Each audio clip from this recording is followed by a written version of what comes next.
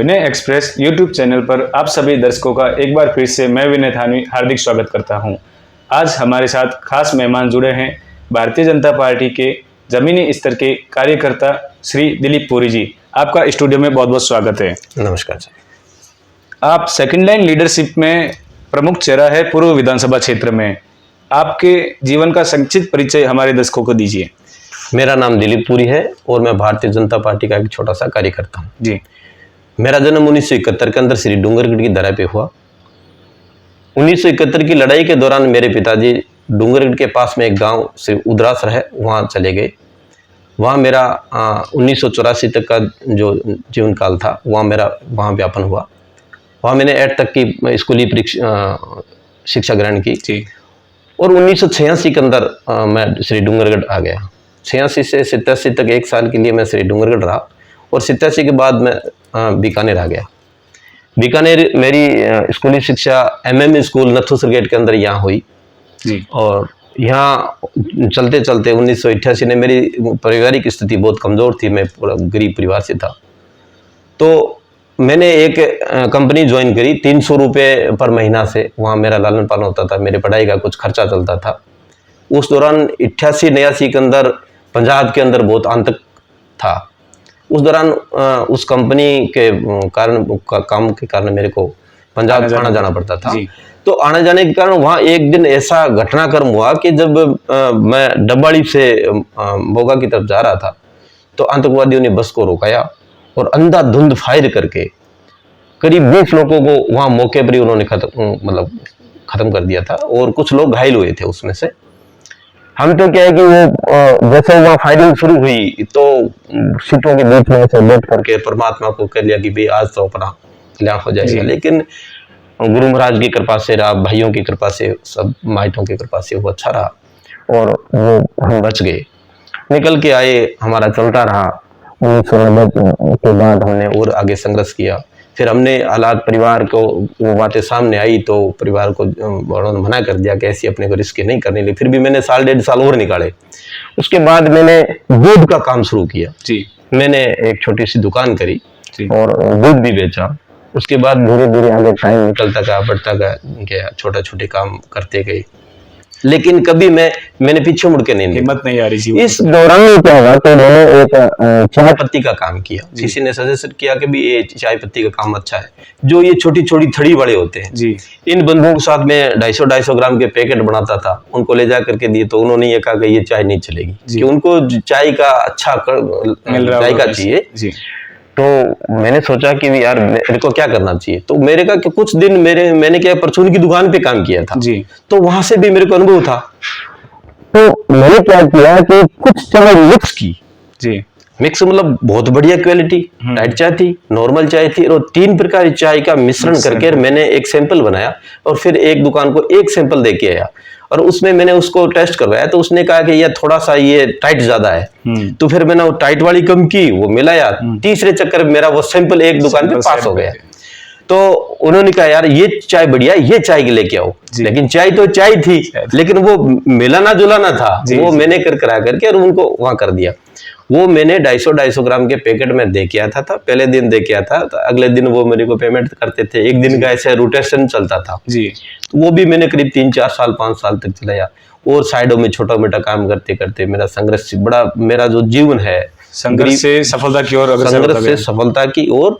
और मैंने कोई भी जीवन काल में आज तक मैंने काम किया है, मैंने कभी पीछे मुड़ के नहीं देखा, क्यों मेरी गरीबी के कारण मेरी पढ़ाई जरूर कम हुई है लेकिन मेरे हौसले बुलंद थे और सपने यहाँ तक थी कि भी अगर जो मैं काम लेके चलूंगा तो वो मैं कर लूंगा जी।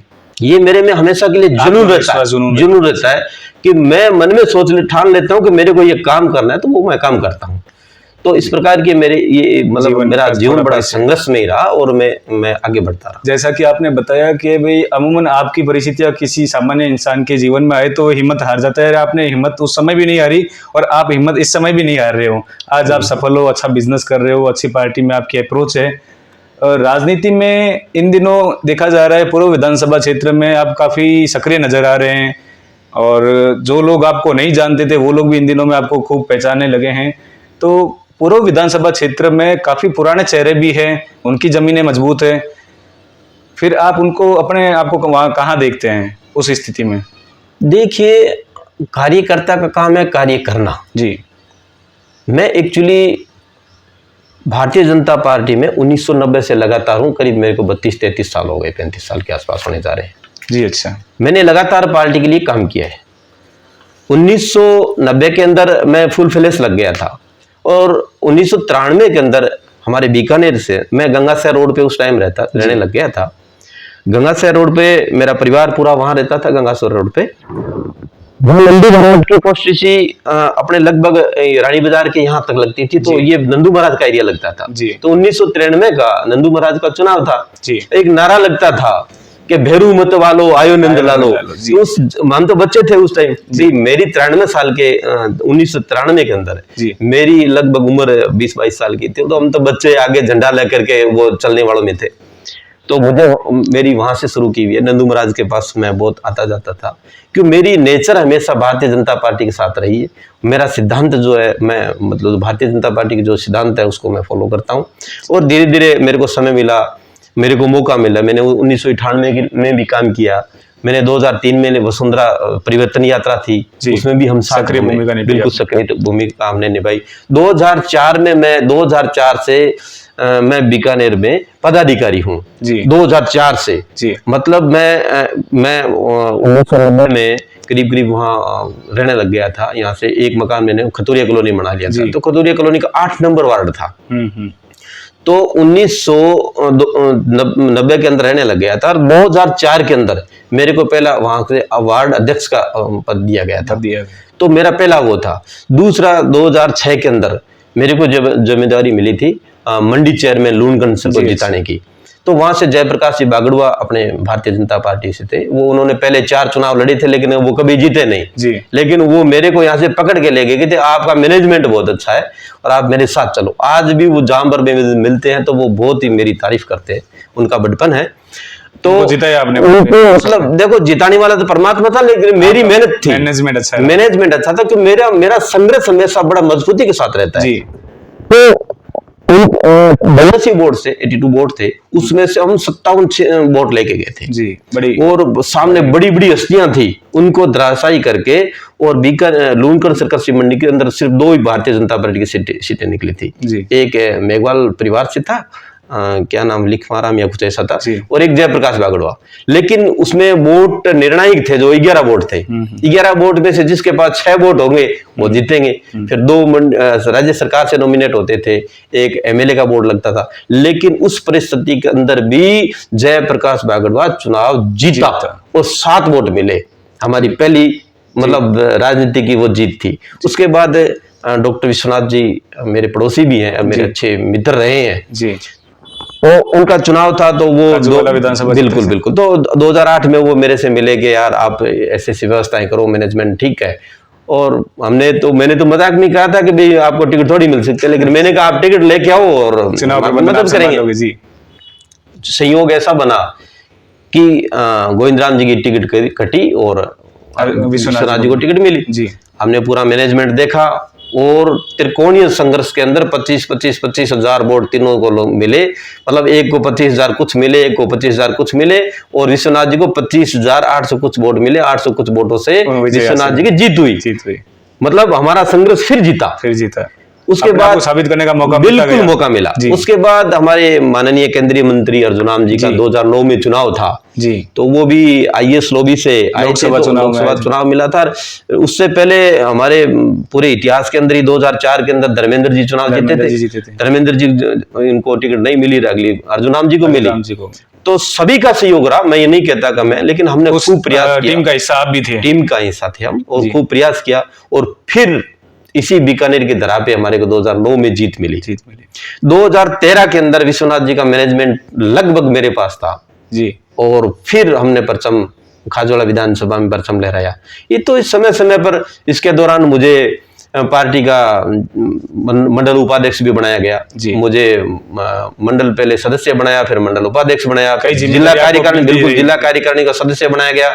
2014 में जिला मंत्री, मूल संगठन में जिला मंत्री अपने आप में बहुत बड़ा पद होता है, मुझे मिला। और मैंने मेरा हर समय मैंने कई बार प्रभारी भी मेरे को बनाया गया। मैंने अच्छा बखूबी, अब कोई जानता नहीं है, कभी पहचानता नहीं है, या खुद भी नया हो तो वो तो ये कह देगा कि भाई आपको हम जानते नहीं, जी, जी। आप नए नए आए हो। तो मेरी जिन लोगों जीवनी के तो साथ आपने संघर्ष किया है वो लोग बिल्कुल, मेरी जीवनी 1990 से लगातार भारतीय जनता पार्टी, 2004 का जी। पहला पदाधिकारी हूँ। आज भी मेरे पास लेटर पड़ा है जी जी। उस टाइम अनिल जी भार्गव थे, रानी बाजार मंडल के मंडल अध्यक्ष जी। तो उन्होंने मेरे को नॉमिनेट किया था। और आज भी कुछ लोग ये मजाक के रूप में कहते हैं कि आप तो होल्डिंग पोस्टर वाले नेता हो। इस आप साक्षात्कार के माध्यम से आप लोगों को जानकारी मिल जाएगी। जी। तो मैं ये कहता हूँ उन भाइयों को कि 2004 में जिस टाइम मेरे को बनाया था, जी। उस टाइम भी मेरा अखबार में विज्ञापन छपा था। उस समय भी 2004 में भी उन भाइयों को आज कहना चाहता हूँ कि 2004 में भी मेरा विज्ञापन छपा है, और वो भी आज मैंने विज्ञापन आज भी मैंने संभाल के रखा हुआ है। जैसे राजनीति चमकती है वैसे लोग अनेक तरीके की बातें करते भी हैं, और इस चीज को आप भी अच्छे से समझते हैं और इग्नोर भी करते हैं। पूर्व विधानसभा क्षेत्र से अगर राज परिवार का टिकट कटता है तो उसमें फिर जातिगत समीकरण में आप अपने आप को कहाँ देखते हैं? देखिए, ये लोकतंत्र है, पार्टी का निर्णय रहेगा। अगर पार्टी टिकट मेरे को देने के लिए तैयार होती है तो मैं ये मानता हूं कि हमारा जातीय समीकरण मूल ओबीसी जो है जी, बीकानेर पूर्व के अंदर 2,43,000 समथिंग वोट है जी, उसमें से 1,25,000 कुछ वोट है जो मूल ओबीसी से, मूल ओबीसी के, और मैं मूल ओबीसी से आता हूं। जी। जातीय समीकरण हमारा मूल ओबीसी से बहुत बड़ा है। दूसरा बात क्या है कि पूरे जिले के अंदर कम से कम एक सीट मूल ओबीसी को देंगे, ठीक है। तो मैं ये मानता हूं अगर देंगे, और अगर ऐसी परिस्थिति बनती है पार्टी के लिए तो मैं लाइन में खड़ा हूं। पार्टी अगर मेरे पे विश्वास करती है तो मैं अच्छा चुनाव लड़ूंगा, मैनेजमेंट मेरा अच्छा है, और मुझे लगता नहीं कि मैं किसी भी प्रकार से मैनेजमेंट में मैं पीछे रहूंगा। और पार्टी अगर आपको सपोर्ट नहीं करती है तो पार्टी के सिपाही आप मैं रहेंगे? पार्टी का 100% सिपाही हूं। मैं भारतीय जनता पार्टी का जहां फूल का निशान खड़ा है वहां मैं खड़ा हूं, उसके नीचे खड़ा हूं। जी। आज देखने में आ रहा है कि सारा विपक्ष भारत सरकार के अगेंस्ट खड़ा है। इंडिया एक नया संगठन उन्होंने बनाया है, इस बारे में आपके क्या विचार हैं? किस तरह देखिए, चाणक्य की एक नीति थी कि जब कोई एक आदमी मजबूत होता है तो उसके सामने सारे जितने भी लोग होते हैं वो सारे एकजुट होने का प्रयास करते हैं, उनको खतरा महसूस होता है। एकजुट होने का प्रयास कौन करता है? जब किसी व्यक्ति या विशेष को अगर खतरा महसूस होगा तब वो एकजुट होने का प्रयास करेंगे। अब कांग्रेस का खात्मा होने जा रहा है, ये सारा जितना भी विपक्ष है वो कांग्रेस के छत्ते के नीचे आ रहे हैं, तो छत्ता फट चुका है जी। अब उसमें दम नहीं रहा, तो उनको तो धूप वैसे ही लगनी है। उन भाइयों को मैं समझाना चाहता हूं कि ऐसा कुछ नहीं होना है, आप अपने स्तर पे मेहनत करिए। नरेंद्र भाई मोदी का जलवा है। अब देखिए, जो काम दशकों से नहीं हो रहे थे उन्होंने चुटकियों में किया है। जैसे 370 का 370 लोगों ने कल्पना नहीं की थी कि इतनी जल्दी हो जाएगी। आप देखिए जम्मू कश्मीर के अंदर क्या हालात है। 2-3 दिन 4 दिन पहले ही न्यूज चल रहा था कि वहां का कितना पर्यटन कितना बड़ा है, बिल्कुल। वहां कितने लोग सुकून से रह रहे हैं जी। अब राम मंदिर का वर्षों से सदियों से चला आ रहा था, उन्होंने राम मंदिर का अभी विपक्ष का नारा हुआ करता था कि तारीख नहीं बताएंगे। हमने मंदिर भी बनाया है, नरेंद्र भाई मोदी ने मंदिर भी बनाया है, और तारीख भी जल्दी बता देंगे, जनवरी के महीने में या फरवरी के महीने में तारीख भी जल्दी बता देंगे। और भव्य राम मंदिर का निर्माण जो हमारे नरेंद्र भाई के नेतृत्व की वाली सरकार है उसके माध्यम से होने जा रहा है। आपके संघर्ष की राजनीति को देखते हुए, अच्छे कुशल प्रबंधन को देखते हुए, इस चुनाव में अगर पार्टी आपके फेवर में विचार करे तो आपका पूर्व विधानसभा क्षेत्र को लेकर के, बीकानेर के विकास को लेकर के क्या विजन है? देखिए, भारतीय जनता पार्टी मेरे पे विश्वास करती है, तो मैं सबसे पहले जब सोचता हूँ, उठता हूँ, मेरे इर्द गिर्द देखता हूँ तो मैं साफ सफाई बड़ी ज्यादा पसंद करता हूँ जी। मेरे घर के इर्द गिर्द भी अगर आप जाके देखेंगे जी, मैं खुद लगता हूँ, खुद साफ सफाई करता हूँ। मेरा बचपन से ये रहा है, किसी प्रकार से कीकर कांटा कचरा मैं पसंद नहीं करता। मेरा विजन ये होगा, स्वच्छ भारत की तरह मेरा स्वच्छ बीकाना रहे। पहला मुद्दा मेरा ये रहेगा। उसके बाद बीकानेर की बहुत सी समस्याएं। बीकानेर के अंदर रेल मार्ग जो है वो बीकानेर के अंदर से गुजरता है, और 10 के बीत गई।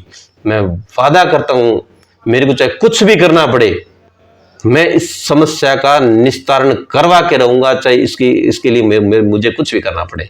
अभी इसके लिए राज्य सरकार ने घोषणा की तो है, इसको आप कैसे देखते हैं? देखिए, मैंने एक पहले भी बयान जारी किया था, राज्य सरकार ने घोषणा की थी अंडरब्रिज की। जी।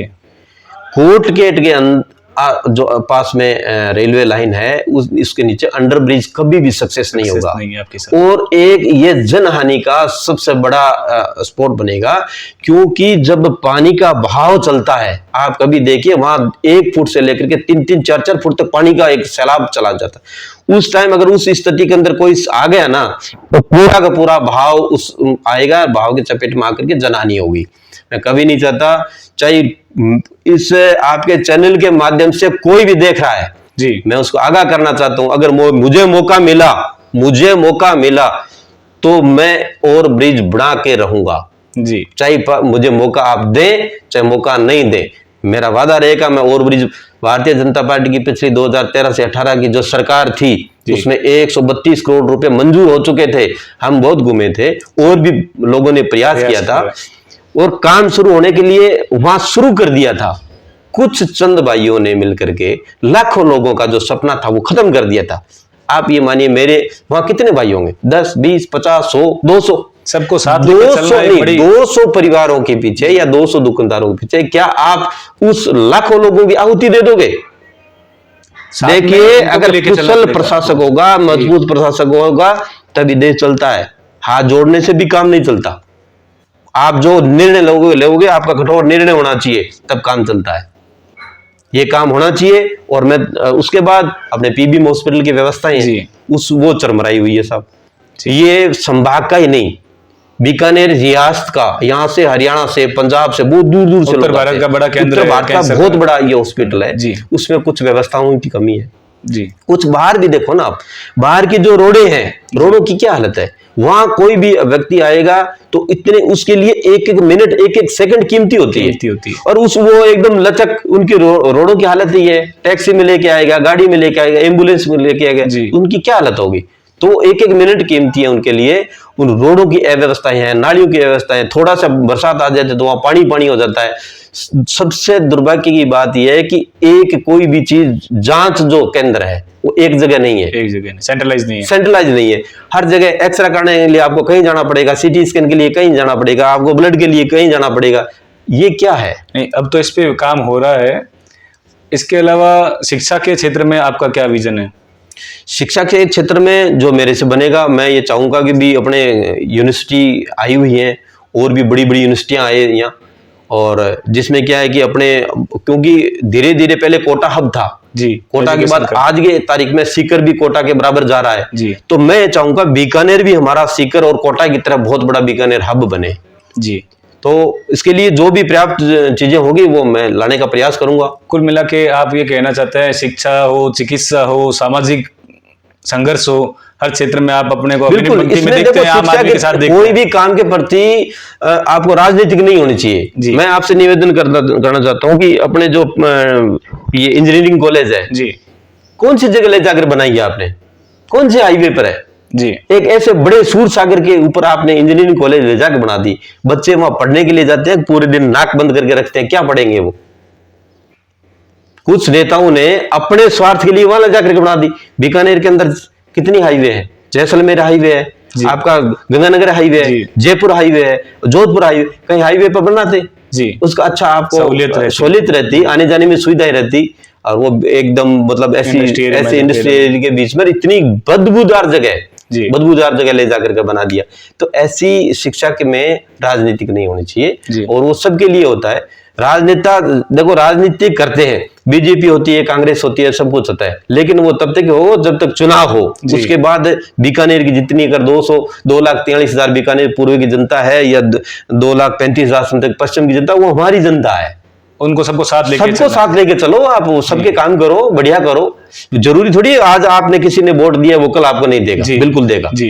उनका मन टंटोलो और उनका काम करो, अपना पाएगा लोग काम। जो आपका वोटर नहीं है उसके प्रति भी आपकी भावना बिल्कुल भावना रहेगी जी। वोटर पे कहीं ये लिखा नहीं होता कि बीजेपी का वोट है या कांग्रेस का वोट है। कभी भी विचार परिवर्तन बिल्कुल हो सकता है। आज जिसने बीजेपी को वोट दिया है वो कल हो सकता है बीजेपी को वोट ना दे, और कल वो बीजेपी को वोट नहीं दिया है, वो भी अगर आपने काम अच्छा किया है, कांग्रेसी कार्यकर्ता बिल्कुल। इसका उदाहरण दूं मैं आपको कि 2008 के अंदर हमारे सिद्धि भाई साहब 39,000 समथिंग वोटों से जीते थे जी और गोपाल जी जोशी 17 या 18,000 समथिंग वोटों से जीते थे। जी। दोनों का डिफरेंस 57-58,000 का जी। आसपास का था। अगर आप काम करने की आप में क्षमता होगी, आपका व्यक्तित्व अच्छा होगा तो लोग वोट अपने आप मिलेंगे, जुड़ेंगे। बिल्कुल मिलेंगे। ये थे हमारे साथ दिलीप पुरी जी। इन्होंने अपने संघर्ष की कहानी से लेकर सफलता की कहानी बताई, अपना विजन बताया। आपका बहुत बहुत धन्यवाद। समय समय पर आपसे मुलाकात करते रहेंगे। Thank you.